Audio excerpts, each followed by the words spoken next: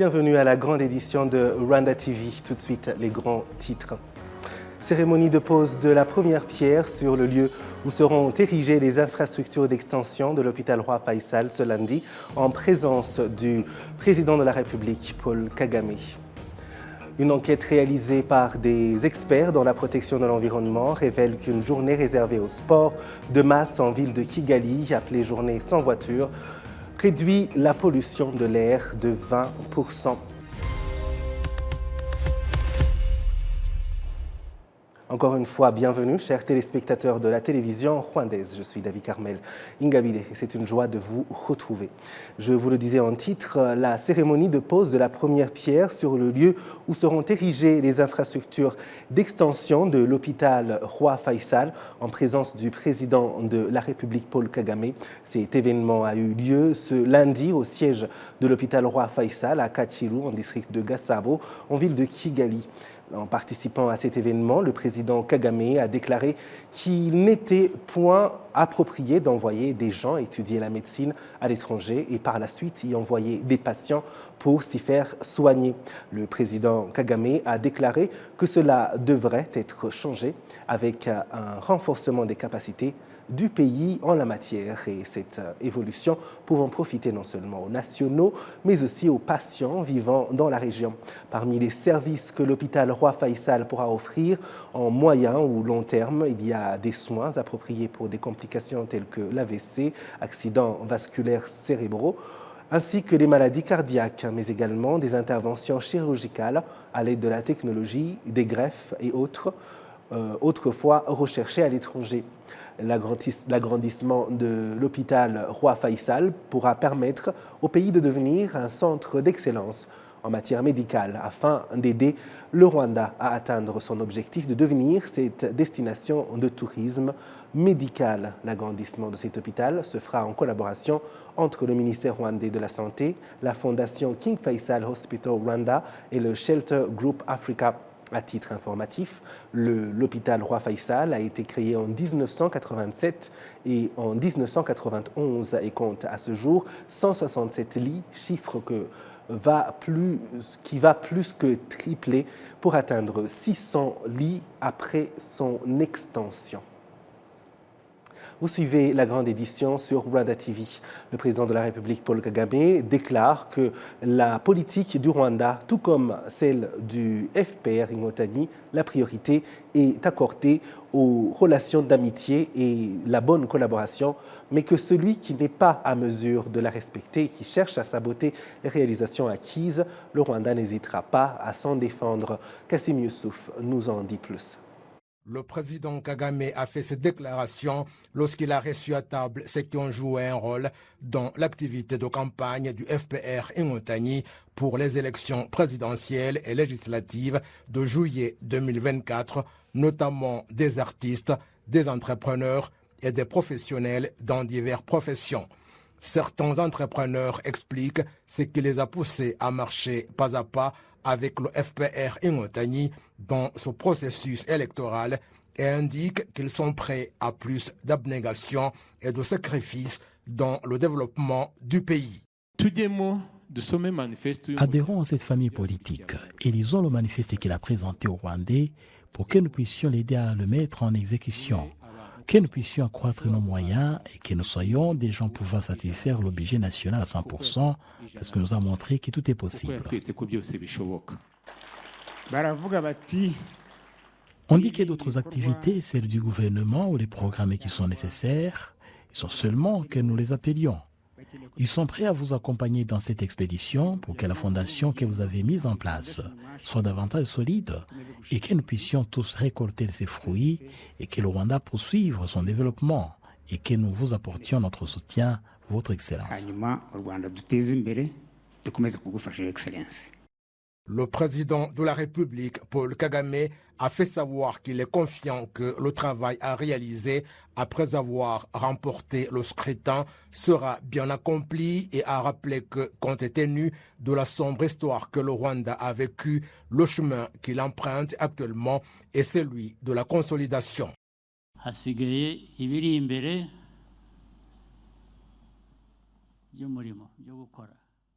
Il reste ce qui est devant nous.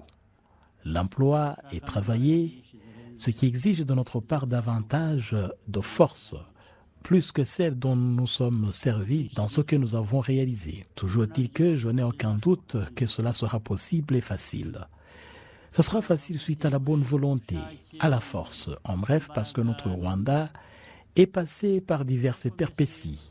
Des mauvaises comme Sadat nous l'a dit, et cela revient souvent dans notre esprit, dans tout ce que nous faisons, que le Rwanda ne peut encore connaître ce qu'il a vécu.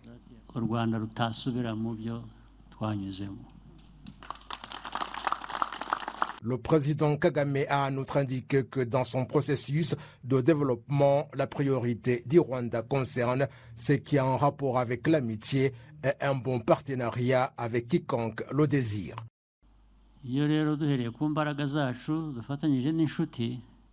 Si nous portons alors de notre force avec la collaboration des amis, ce que nous réalisons est inestimable. Cependant, avec la culture du FPR, nous ne baissons jamais la garde. Nous collaborons bien avec ceux qui le veulent et ils deviennent nos véritables amis. Et ils constatent que lorsqu'ils ont confiance en nous, nous ne les trahissons pas.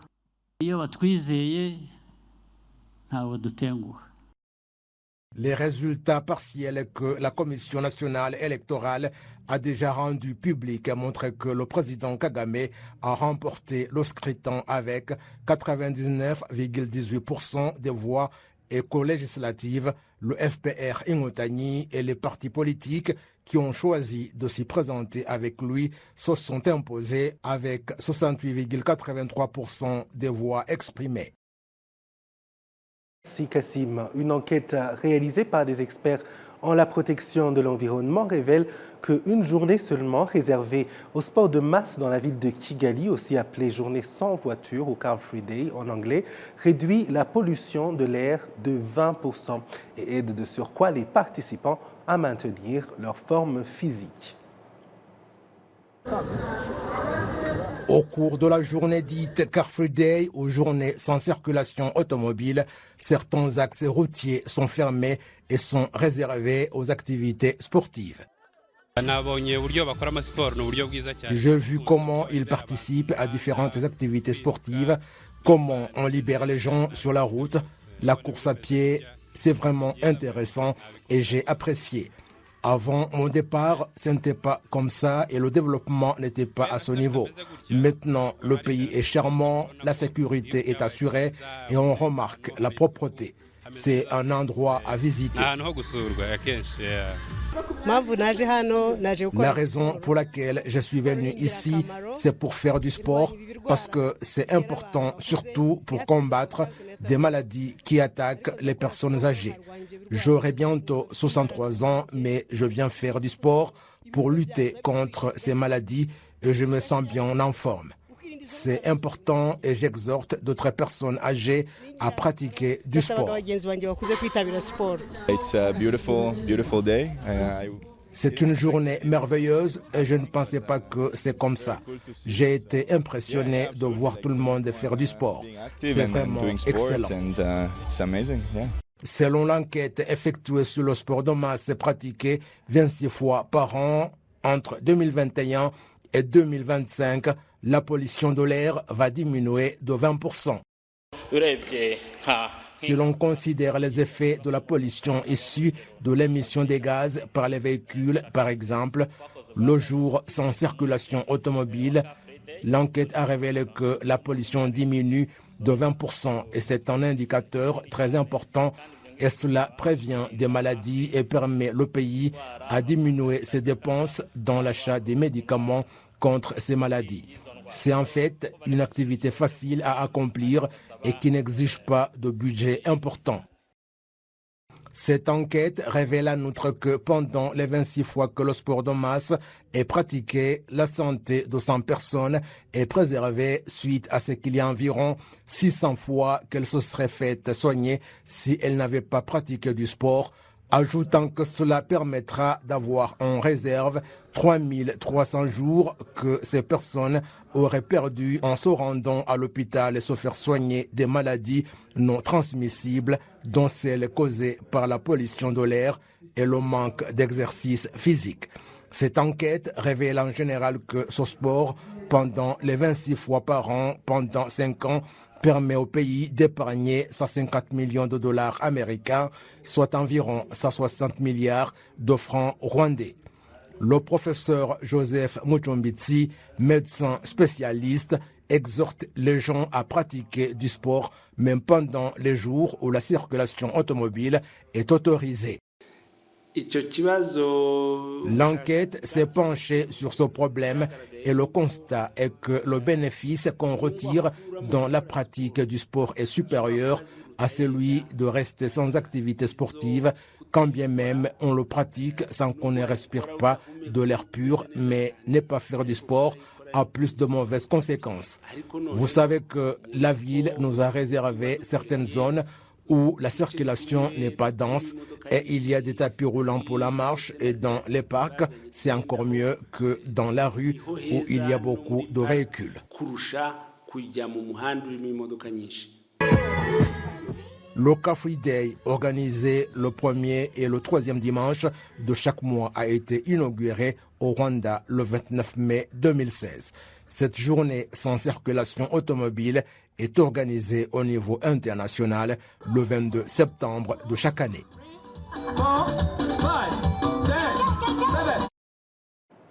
Page culture, cette fois-ci avec notre invitée, la chanteuse actrice Anderson, qui organise une semaine chargée au Centre culturel francophone du Rwanda, des leçons de danse Kinyarwanda ce lundi et ce mercredi, et le jeudi, le point culminant de la semaine avec une soirée spéciale, la 6e édition de Anderson Experience, renommée Anderson Volume. Pour la première fois, ce sera elle-même qui sera en vedette sur scène. Anderson, bienvenue sur le plateau de la grande édition.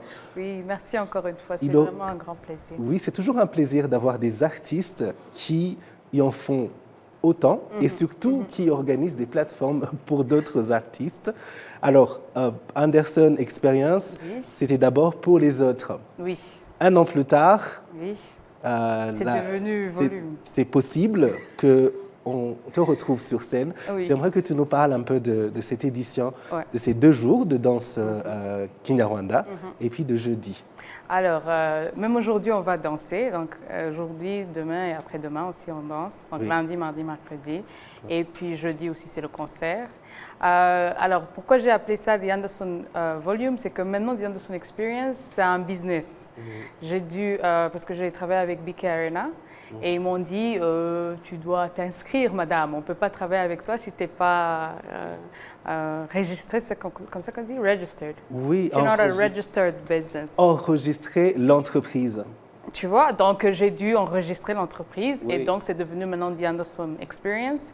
Et puis je trouve que j'ai commencé un podcast, il y a les concerts, il y a beaucoup de choses maintenant qui sont dedans comme des produits, que je dois changer maintenant le nom et que The Anderson Experience devient comme un parapluie où il y a beaucoup de choses en dessous. Donc j'ai introduit maintenant que la partie des concerts, ça va s'appeler Anderson Volume. Et j'aimerais, moi, que ça s'appelle Volume seulement.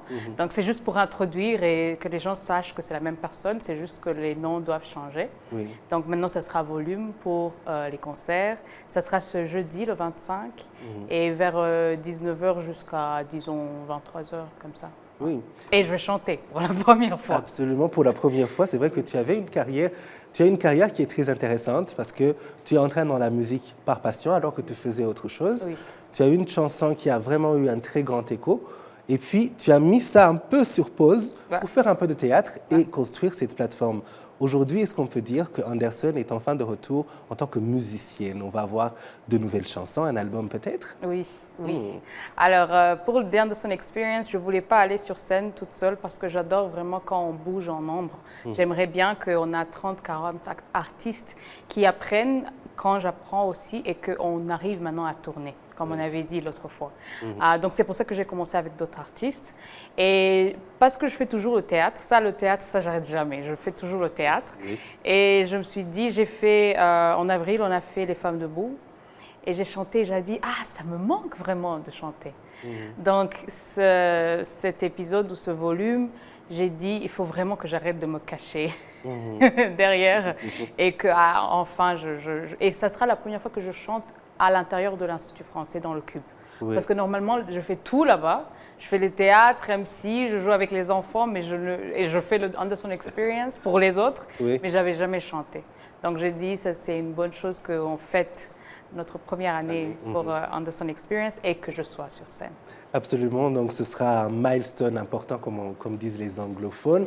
Alors, j'aimerais qu'on parle un peu de cette expérience, parce que c'est un peu une expérience nouvelle, c'est quelque chose qu'on n'avait pas encore eu, une artiste qui prépare des concerts, des plateformes pour d'autres artistes. Un an plus tard, tu as travaillé avec plusieurs artistes. Oui, 7 artistes déjà. Tu as travaillé avec le Centre culturel francophone, tu as travaillé avec Beka Arena. Qu'est-ce que tu as appris de cette expérience et comment était cette année pour toi en termes de ce que tu as pu voir de nouveau ou ce que tu as pu apprendre, je ne sais pas? J'ai appris que nous sommes dans un pays où tu essaies des choses et ça marche. Vraiment, c'est parce que je disais, je suis jeune, je suis une femme. J'avais beaucoup de choses que je mettais devant qui disaient que je ne sais pas si je vais arriver tu vois, au 3e volume. Mais après, quand je faisais le 2e, j'ai fait le 3e, le 4e, j'étais comme, oh, ça marche, ce truc, ça marche. Maintenant, on n'est pas beaucoup, c'est pas même dire que c'est seulement juste que des femmes, on n'est pas beaucoup de gens qui sont dans le côté des promotions d'autres artistes. Et c'est encore très peu, presque, je ne sais même pas s'il y a quelqu'un d'autre, qui est musicienne, artiste et qui met d'autres artistes sur scène. Donc, j'ai trop appris. Mais le fait que je travaillais dans le théâtre avec Carole Caremera, vraiment, ça m'a aidé. Ce n'est pas comme quelqu'un qui commence à zéro. C'est pour ça que quand les artistes me demandent « Ah, j'aimerais faire comme tu fais », je sais comme... Il faut d'abord commencer par le théâtre, parce que pour moi, c'est là où j'ai trouvé vraiment que ça aide à faire des choses un peu plus. Et aussi, j'ai appris que les experts, les mentors, c'est très important. C'est très important. Très, très important, parce vrai. que non, on ne sait rien. Je pense que tu comprends des choses, tu arrives au milieu, tu sais, tu n'y arrives pas. Et c'est vraiment important d'avoir quelqu'un que tu peux appeler et leur demander comment je fais, j'ai vu que tu as fait ça, comment moi je fais ici. Ça m'a aidé. D'accord. Alors, la danse Kinyarwanda, pour ceux qui veulent apprendre. Oui. Individuel, en groupe, en famille. C'est tout le monde qui peut venir ce soir, mardi et mercredi. Oui, aujourd'hui, mardi, mercredi et puis jeudi. En fait, je l'ai fait parce que dans des mariages de ma famille, on nous appelle avant pour qu'on rappelle aux gens comment on tape les pieds. Parce qu'on oublie. Donc, pour que le jeudi, quand on va danser, il n'y aura pas des gens qui vont dire... Je me souviens plus, je ne suis pas à l'aise. Donc, j'ai créé cette semaine pour que les gens se rappellent. Ceux qui ne savent pas aussi peuvent venir, les enfants, les jeunes, peu importe celui qui veut danser, homme, femme. On aura moi et ma cousine, on va enseigner les femmes. Et puis, il y aura un garçon pour les garçons. D'accord, très bien. Et donc, le rendez-vous est pris pour la grande soirée Anderson Volume. Elle sera sur scène, comme vous l'avez entendu, ce sera ce jeudi, au Centre culturel francophone du Rwanda. Et puis, ce soir et les 2 jours qui suivent, on vient danser. Pour les cours de danse. Merci beaucoup d'être passé. Merci pour les plateformes que tu crées, pour le travail que tu fais. Il faut continuer, c'est très important pour la culture. Merci beaucoup. Oui, c'était donc Anderson, notre invitée chanteuse et actrice. Et bien sûr, la grande édition continue.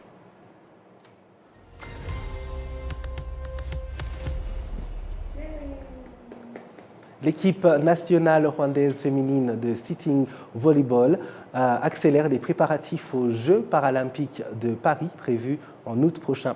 Cette équipe demande au public rwandais de la soutenir afin qu'elle puisse réaliser ses rêves de figurer parmi les 3 meilleures équipes au monde. Jean Damascène Manichimi les a visités pour nous.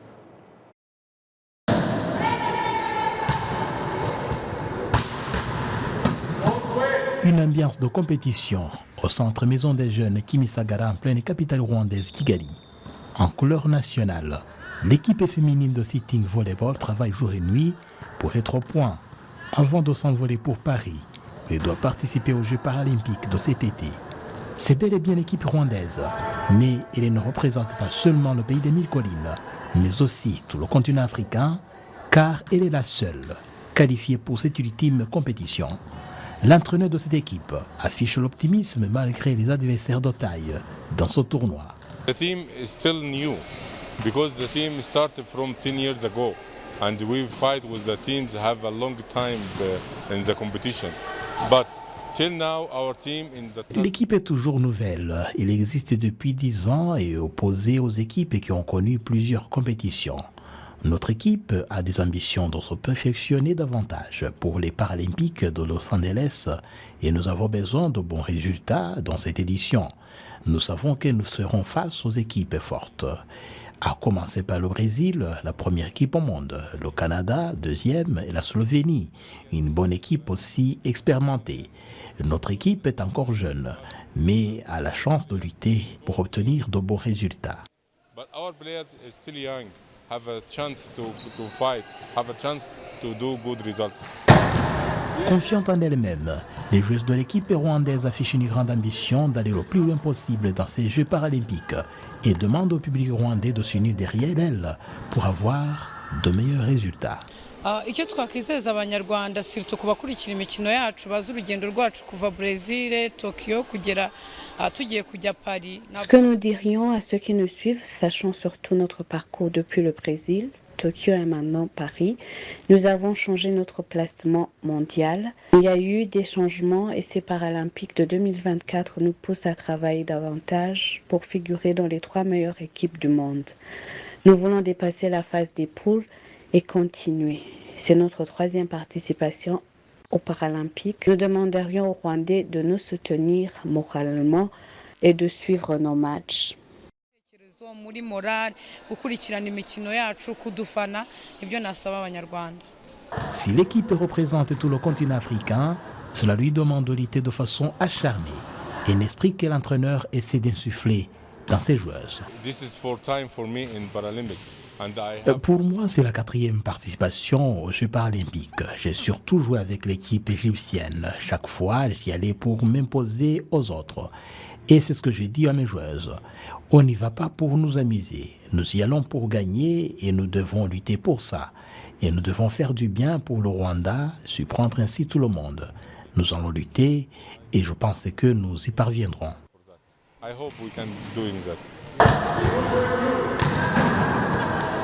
Faustina Ouimoué est la plus jeune joueuse de l'équipe.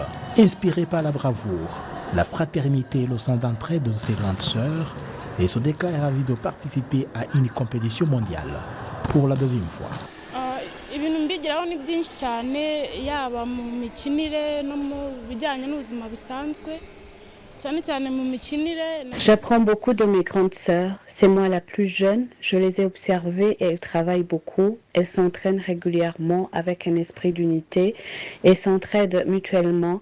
Pendant la pause, nous échangeons les connaissances. À celle qui accuse certaines faiblesses, on lui donne des conseils pour surmonter cette faiblesse. Notre capitaine nous donne des conseils. Elle nous montre régulièrement la ligne à suivre en nous aidant à corriger ce qui ne convient pas. Nous exhorte à fournir des efforts et nous conforme aux exigences de l'entraîneur. Notre capitaine nous encourage beaucoup. tugendera ati wowe ntago bigenda neza koki ari kubona ko udashyiramo imbaraga agerageza aradukangura cyane kapiteni wacu.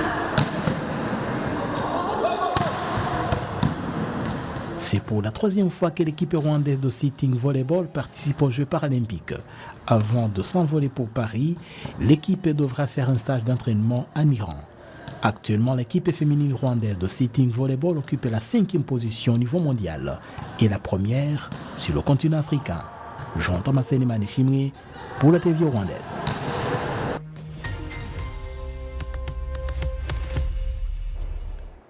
Et donc voilà, c'est tout pour ce journal. Merci de nous avoir suivis. Je remercie toute l'équipe qui m'a aidé à le préparer. Au plaisir de très bientôt vous retrouver.